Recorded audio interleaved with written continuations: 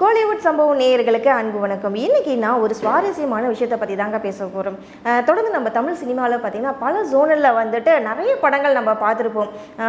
ரொம்ப பிடிச்ச விஷயங்கள்லாம் வந்துட்டு நம்ம மூவினா எல்லாருக்குமே மூவி தான் பிடிக்கும். அதில் பல ஜோனலில் நிறைய படங்கள் பார்க்கும். அதுவும் முக்கியமாக பர்டிகுலராக வந்து பார்த்திங்கன்னா இந்த லவ் ஸ்டோரி ஃபீல் குட் ஸ்டோரிஸ்லாம் வந்து பார்த்தீங்கன்னா நிறைய நம்ம பார்த்துருப்போம். அதை பார்த்து நாமளே ஃபீல் பண்ணியிருப்போம். நம்ம லைஃப்பில் இப்படி நடந்தால் நல்லா இருந்திருக்கும்ல, இப்படி இருந்தால் நல்லா இருந்திருக்கும்ல, சில விஷயங்கள் வந்து நம்ம பேசியிருப்போம். அந்த காலத்தில் பியூ சின்னப்பா வந்து இப்போ இருக்கிற பிரதீப் ரங்கநாதன் வரைக்கும் பார்த்தீங்கன்னா லவ்னா எல்லாருக்குமே பிடிக்க தானே செய்யும். ஒரு சில படங்கள் நம்ம வந்துட்டு நம்மளை அப்படியே அட்டாக் பண்ணி வச்சுருக்கோம். அந்த ஃபீலாக இருக்கட்டும், நம்மளுடைய மனசை வந்துட்டு ஒரு கனத்த இருதயத்தோடு தான் நம்ம வந்திருப்போம். ஐயோ என்னடா இப்படி ஆயிடுச்சு, நம்ம இப்படி நினச்சிட்டு இருந்தோம், கடைசியில் இப்படி ஆயிடுச்சுன்னு சொல்லிட்டு ஒரு வலியோடு நம்ம வெளில வந்திருப்போம். தியேட்டரை விட்டு வரும்போது பயங்கர வலியோடு நம்ம வந்திருப்போம். அந்த மாதிரி படங்கள் என்ன இப்போ வரைக்கும் வந்துட்டு பேசக்கூடிய படங்களாக தான் இருக்குது. அது மாதிரி படங்கள் என்னென்னு பார்ப்போம். நம்ம சூப்பர் ஸ்டார் ரஜினிகாந்த் அவங்க நடித்த புது கவிதை 6லேருந்து 60 இந்த 2 படம் வந்து பார்த்திங்கன்னா சூப்பர் ஸ்டாருக்கே ஒரு டேர்னிங் பாயிண்ட் கொடுத்த படம் தான் சொல்ல முடியும். இன்றைக்கி வரைக்கும் சோஷியல் மீடியாவில் புது கவிதை படத்தோடைய ஒரு சில டைலாக்ஸ்லாம் வந்துட்டு ரொம்ப ட்ரெண்ட் ஆகிட்டே இருக்குது. ஏன்னு பார்த்தீங்கன்னா அதில் வர சில விஷயங்கள், இந்த படத்தில் வந்து பார்த்திங்கன்னா சூப்பர் ஸ்டார் வந்துட்டு தன்னோட காதலியோட சேர மாட்டார். ஒரு கனத்த இருதயத்தோடு தான் அந்த படம் முடியும். இது ஒரு பக்கம் இருக்க. அடுத்ததான் நான் சொல்ல போகிற இன்னொரு நடிகர் யாருன்னு பார்த்தீங்கன்னா நம்ம உலக நாயகன் கமல்ஹாசன். கமல்னாலே பயங்கரமாக நிறைய படங்கள் பண்ணியிருக்காரு. என்ன மாதிரி படங்கள் கொடுத்துருக்காரு, அந்த படத்தோடய நம்மளே சேர்ந்து வாழ்கிற மாதிரி நிறைய படங்கள் கொடுத்துருக்காரு. பர்டிகுலராக லவ்னாலே கமலஹாசன் அப்படிங்கிற மாதிரி நிறைய படங்கள் சொல்லலாம். பேசும்போது நிறைய படங்கள் நம்ம சொல்லலாம். ஒரு சில படங்கள் வந்துட்டு நம்ம லவ் ஸ்டோரி மாதிரி இருக்கே, கமல் எவ்வளோ சூப்பராக நடிச்சிருக்காரு, அந்த மாதிரி நம்ம ஹாப்பியாக கொண்டு வந்த சில படங்களும் இருக்குது. அதே நேரத்தில் சில சேராத காதலும் இருக்குது. ஒரு பக்கம் பார்த்தீங்கன்னா வாழ்வே மாயம் எடுத்துக்கலாம், சலங்கை ஒளி எடுத்துக்கலாம். அதுக்கப்புறம் ஸ்ரீதேவியும் அவரும் நடித்த 3ஆம் பிறை படம். இதில் வந்து லாஸ்ட் கிளைமேக்ஸ்லாம் பார்த்தீங்கன்னா என்னடா இந்த பொண்ணு இப்படி பண்ணிடுச்சு, இவர் எந்த அளவுக்கு தன்னோட காதல் இந்த பொண்ணுக்கிட்ட காட்டினாரு. ஆனால் அந்த படத்தில் ஸ்ரீதேவி கேரக்டர் வந்து வேறு மாதிரி இருக்கும். அவங்க புத்தி சுவாதீனம் இல்லாமல் இருப்பாங்க. ஆனால் கிளைமேக்ஸ் பார்க்கும்போது நமக்கே ரொம்ப அழுகையோடு அந்த படத்துலேருந்து வெளில வரும். இன்னை வரைக்கும் அந்த படங்கள்லாம் வந்துட்டு ஒரு பேசும் பொருளாக தான் இருக்குது. அந்த மாதிரி படங்கள் ஒரு பக்கம் இருக்குது. அடுத்ததாக நம்ம தலை அஜித் நடித்த படங்கள்லாம் பார்த்திங்கன்னா லவ் ரிலேட்டடான ஸ்டோரிஸ்லாம் நிறைய இருக்கும். செம்ம பயங்கரமாக இருக்கும். அதில் வந்து ஒரு சில படங்களில் வந்துட்டு எடுத்துக்கிட்டோன்னா இன்றைக்கி வரைக்கும் இந்த பாட்டுனா அஜித் தான், இந்த சீன்னா அஜித் தான், தலை அஜித் தான் அப்படிங்கிற மாதிரி ரசிகர்கள் வந்து தூக்கி வச்சு கொண்டாடிட்டு இருக்காங்க. ஆனால் அவரும் நடித்த படத்தில் கூட ஒரு படம் வந்துட்டு காதலர்கள் சேராத ஒரு படமாக இருக்குது. என்ன அப்படி ஒரு படம் இருக்கா, அது என்ன அப்படி தானே கேட்குறீங்க. முகவரின்ற படத்தில் வந்து ஜோதிகாவும் தலை அஜித்தும் நடிச்சிருப்பாங்க. இவர் வந்துட்டு மியூசிக் டைரக்டராக இருப்பார். கடைசியில் தன்னுடைய பேஷன் வந்துட்டு என்னென்னா மியூசிக் டைரக்டராக ஆகணுன்றதுக்காகவே தன்னுடைய காதலியை ஏற்றுக்க மாட்டார்.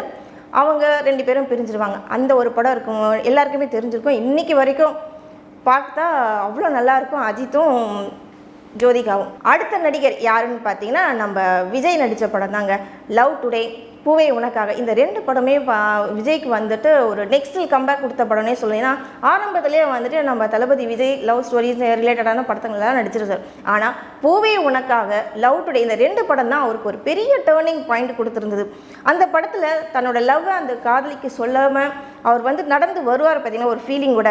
நாமளும் அந்த படத்தை முடிச்சு வெளில வரும்போது அதே நடையோட அதே ஃபீலிங்கோட வர மாதிரி தாங்க இருக்கும். அந்த அளவுக்கு நல்லாயிருக்கும் பூவே உனக்காக படம். அடுத்து இன்னொரு நடிகர் யாருன்னு பார்த்தீங்கன்னா நம்ம எஸ்டிஆர் சிம்பு. இன்னைக்கு வரைக்கும் ஒரு சில தியேட்டரில் இந்த படம் இன்னமும் ஓடிட்டு தாங்க இருக்குது. இந்த படம் வந்து பார்த்திங்கன்னா எல்லாரும் மனசுலேயும் ஒரு தாக்கத்தை ஏற்படுத்தின படம் தான் சொல்லலாம். அதாவது விண்ணை தாண்டி வருவாயா. ஒரு பக்கம் த்ரிஷா, இன்னொரு பக்கம் நம்ம சிம்பு. இவங்களுடைய லவ் ஸ்டோரி வந்துட்டு ரொம்ப ரொம்ப ரொம்ப யதார்த்தமாக இருக்கும். ரொம்ப ஆர்ப்பாட்டமாக இருக்காது, அடி தடி அப்படி எதுவுமே இருக்காது. ரொம்ப கேஷுவலாக நம்ம வீட்டு பக்கத்தில் இருக்கிறவங்க எப்படி இருப்பாங்க, பக்கத்து வீட்டுக்காரங்க எப்படி இருப்பாங்க, அந்த மாதிரி தான் அந்த படத்தில் வந்துட்டு டேரக்டர் இந்த படத்தை எடுத்திருப்பார். விண்ணை தாண்டி வருவாயா. அந்த படத்தோட கிளைமேக்ஸில் வந்து பார்த்திங்கன்னா 2 பேரும் சேர்ந்துருவாங்க, த்ரிஷாவும் சிம்புவும் சேர்ந்துருவாங்க தான் எதிர்பார்ப்போம். ஆனால் அங்கே தான் இருக்கும் ட்விஸ்டே. அந்த படத்தில் வந்து ஏஆர் ரஹ்மான் அவ்வளோ அழகாக மியூசிக்ஸ்லாம் போட்டுருவா. ஃபீல் குட்டான மூவின்னு பார்த்தீங்கன்னா இன்றைக்கி வரைக்கும் ட்ரெண்டிங்கில் இருக்கிற மூவி விண்ணை தாண்டி வருவாயா. அடுத்து வந்து மன்மதன். சிம்புவை பற்றி பேசிட்டோம், அடுத்து தனுஷை பற்றி பேசாமல் இருக்க முடியுமா. தனுஷோட 2வது படம் பார்த்திங்கன்னா காதல் கொண்டேன். இந்த படத்தில் திவ்யான்ட்டு அந்த பொண்ணு பின்னாடியே சுற்றிட்டு இருப்பார். அந்த பொண்ணு மேலே அவ்வளோ அளவு கடந்த காதல் வச்சுருப்பார். ஆனால் அந்த பொண்ணு வேறு ஒருத்தர் லவ் பண்ண அந்த ஸ்டோரி நமக்கு தெரியும். ஆனால் ஃபைனலாக கிளைமேக்ஸில் இவர் இறந்துறது தாங்க ரொம்ப சோகமாக இருக்கும். 2வது படத்துலேயே இவருக்கு இப்படி ஒரு கிளைமேக்ஸ் அவங்க அண்ணன் வச்சுருக்கும் போது இன்னுமே அந்த படத்தில் இருக்கிற சாங்ஸ்லாம் வந்துட்டு நிறைய பேர் ரிங்டோன்ஸாக வச்சுருக்காங்க. ஒரு சில டயலாக்ஸ்லாம் இன்னுமே அவங்களுடைய மொபைலை வச்சு பார்த்துக்கிட்டு இருக்காங்க. அதுக்கப்புறம் இதை அடுத்து இன்னொரு படமும் இருக்குங்க. நம்ம சூர்யா நடித்த படம் தாங்க.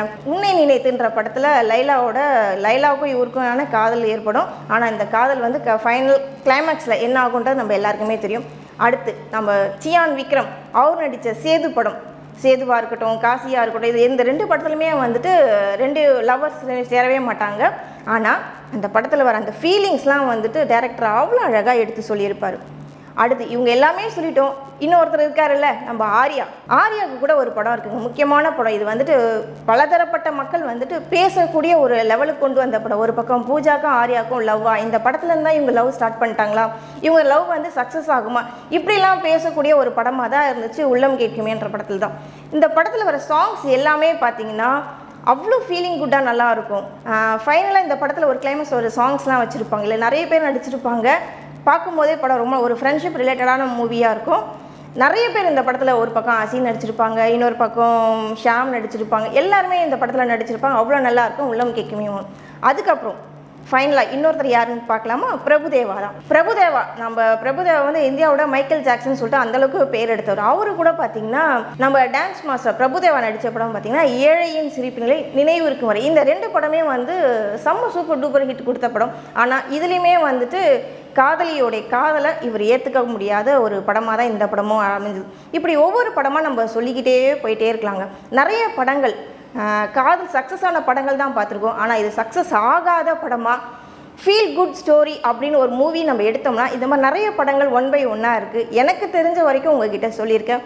இதை பற்றி உங்களுக்கு ஏதாவது தெரிஞ்சால் லைக் பண்ணுங்கள், கமெண்ட் பண்ணுங்கள். இதுக்கான ரிப்ளை நான் கொடுக்குறேன். நன்றி, வணக்கம்.